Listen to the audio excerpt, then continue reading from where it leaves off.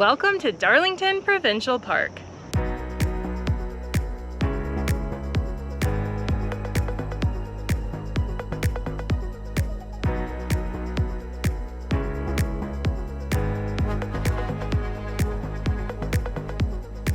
We are staying here for one night on the August long weekend, and boy, is it ever busy.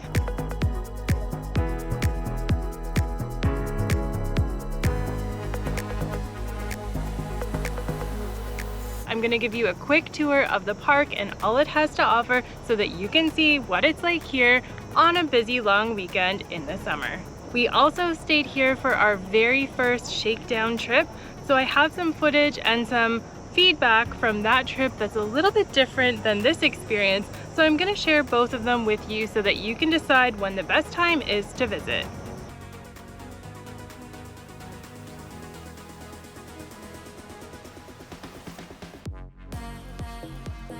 We've already camped here before, but we didn't really get to explore the park because it was our shakedown trip when we first got our trailer.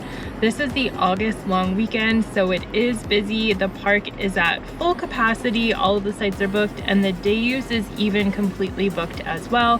We're just sitting in the line here waiting to get in, but the line has been moving pretty quickly, so it shouldn't take too long.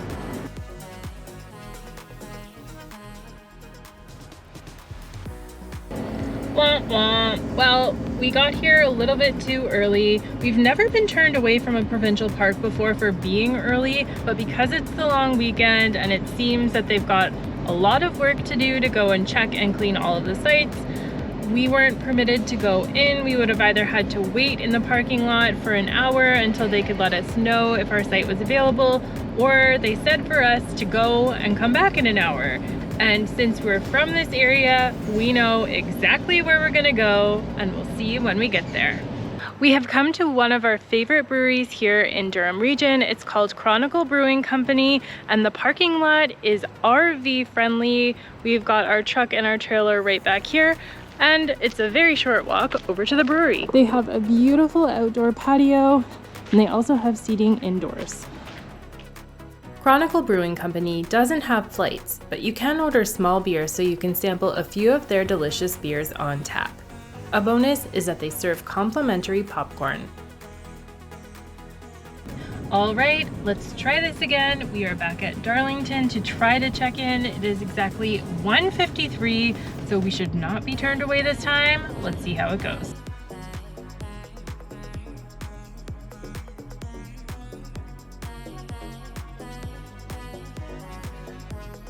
The last Canadian long weekend, we were at Grundy Lake Provincial Park, and I must say it was not busy compared to this. Darlington is packed. The lineup to get in is really long, and the waiting area just up ahead is completely packed and almost blocking the road. I think we're gonna actually have a little bit of trouble getting through with our trailer, but we will see how it goes. Otherwise, we're next in line to check in, and hopefully by the time we get there, we'll have a site available to us. It's 1:55 p.m.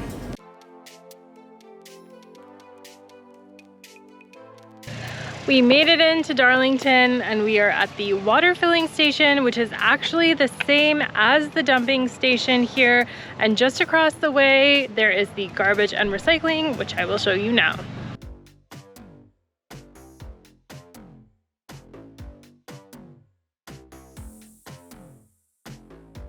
There are two spots, so you can drive through two ways on this dumping station, which is very convenient. And there's actually two dumping spots, so two trailers can dump at the same time, which is a plus compared to some of the other sites we've been to. We started our tour of Darlington in the Lakeside campground where we were staying. This park has 322 sites and 2 group camping sites as well. The sites are distributed in 3 campgrounds. The Lakeside campground has sites 1 to 102, all sites are electric, and it's a radio-free campground. The Lakeside campground has a centrally located comfort station, and it offers 5 showers including 1 accessible shower, though one of the showers here was out of order on our visit.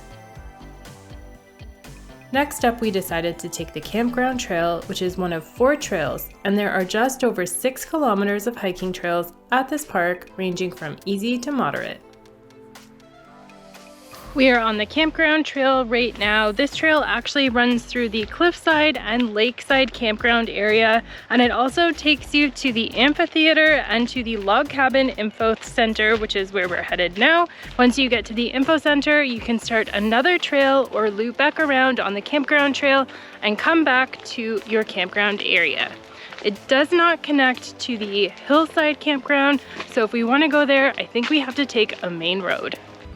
We've made it to the amphitheater here, and it looks like it has seen better days and may be under construction. There is some caution tape and pylons out, and it doesn't look like there's going to be anything happening here. After a quick detour to the amphitheater, we are headed to the log cabin info center, the main parking lot, and the main beach. A good thing to note is that this trail is actually very well maintained. It's nice and flat and would be pretty easy to take a stroller, a buggy, a wagon, anything like that through it. The Log Cabin Info Center has more information on daily programs during July and August. The programs include Learn to Camp and Learn to Fish, and it's located in Day-Use Area 2. The main beach is one of the highlights at Darlington, with its soft sand and big area for visitors to set up right at the water's edge. Though, whether you want to swim here is definitely a personal preference. It's busy. It's quite busy. It's giving me Sybil flashbacks. This is a long weekend though, and it is quite packed at the beach, in the shaded area, on the beach, and the parking lots. They've all been full. Day-Use was full when we got here. Both times actually, because we had to come back. And yeah, it's quite a busy park. The main parking lot provides convenient access to the day-use area, but it fills up quickly. There are a number of other day-use lots nearby, but you will have to walk a bit to the beach. Next is the park store. This is where you can purchase firewood, kindling, and ice.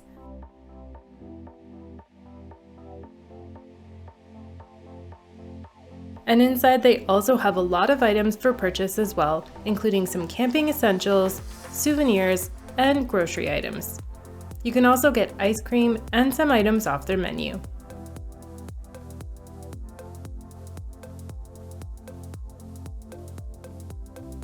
The next morning we made it to the Cliffside campground.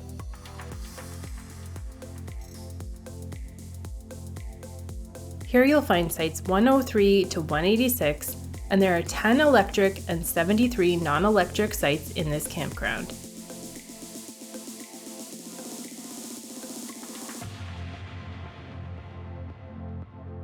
They do have a comfort station with flush toilets, but no showers here.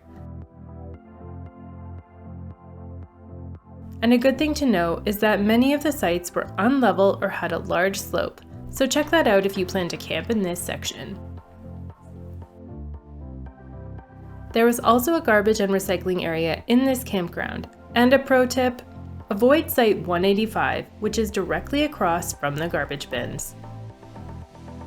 Hilltop A Comfort Station had it all: laundry, showers, and flush toilets, and it was conveniently located between the Cliffside and Hilltop campgrounds. But you do have to drive to get to the Hilltop campground, and this means you need to go past the dump station and the main garbage and recycling area. Hilltop Campground has sites 187 to 322, and group camping sites 401 and 402. There's a total of 22 electric, 113 non-electric, and 2 group sites here. And similar to the Cliffside campground, many of the sites are quite steep and I would say geared toward tent campers. Hilltop B Comfort Station was located near the top of the campground and had flush toilets available. And conveniently located between the group campsites were 2 vault toilet buildings.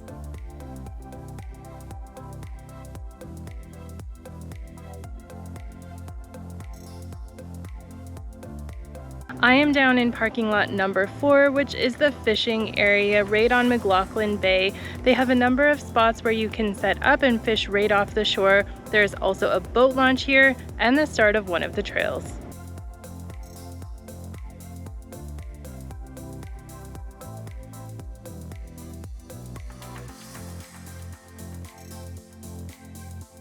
This is also where you will find the Learn to Fish program building.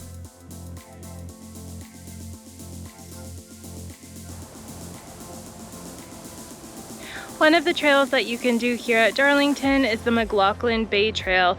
This trail is 1.5 kilometers and takes you through beautiful wet and dry lands, and you can see lots of different bird species in this area. Another trail that you can do here is the Burke Trail. It is 2.25 kilometers and it also takes you to a scenic lookout and through a historic cemetery. We're getting ready to leave, but before we do, I wanted to give you a quick tour of our site. It is a large pull-through spot, so if you have a big trailer, you can easily fit it on this site. It is a little bit unlevel, so we had to do some maneuvering to find the right spot for our trailer, but we eventually did and got it all set up. As you can see, it's nice and level over here and shady, and over here it is a little bit bumpy, but if you pull all the way around, it's not very private either. This is the division between the two sites, is 2 logs. So you're basically looking at your neighbors on this site. It wasn't too bad, but I don't think I would recommend Site 47 if you're coming to Darlington. It's time for my overall thoughts on Darlington Provincial Park. We've been here twice now, once at the beginning of the season when it wasn't very busy, and once on a long weekend, which is right now. I would say our experiences were night and day. When we were here at the beginning of the season, it wasn't busy, the facilities were all clean, there was no garbage anywhere, it was all put properly in the garbage bins in the recycling area, and it didn't feel crowded. On the long weekend, it's busy, there's garbage everywhere, the parking lots get full very quickly, all of the public spaces are full, so it's a completely different experience. Let's talk about what I did like about this park. Darlington is a large park and it has many amenities that you can use here, which I thought is great. We had a few different sites here, and some of them are very private and even waterfront sites, and some of them aren't. But out of the 3 sites we had, we did have one beautiful site that I would recommend. There's lots to do here. They have a beach, they have waterfront trails, they have a fishing area, they have a learn to fish program, so you can stay pretty busy in this park. When the park isn't busy, I thought it was very well maintained, very clean, and it felt like a pretty peaceful experience. Now what I didn't like about the park. We're here on a long weekend right now and it is absolutely packed, it's busy, it's filthy, none of the bathrooms or showers have been maintained, they're all dirty, so I would not recommend coming here on a long weekend if you need to use those facilities because they are quite dirty, and it just feels very crowded.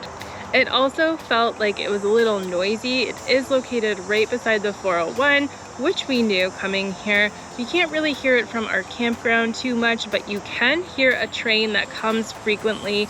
We don't mind that, but that might be something that you wouldn't like if you were coming to this park. My overall thoughts on this park are that it is nice and well maintained when it's not a long weekend. So I would suggest coming here when it's not a long weekend, maybe during the middle of the week, or on the shoulder seasons, the beginning or the end of the season, so that it doesn't feel too crowded on your visit. I hope you enjoyed seeing around Darlington Provincial Park and all that it has to offer, and that this video can be helpful if you're planning your own trip to Darlington.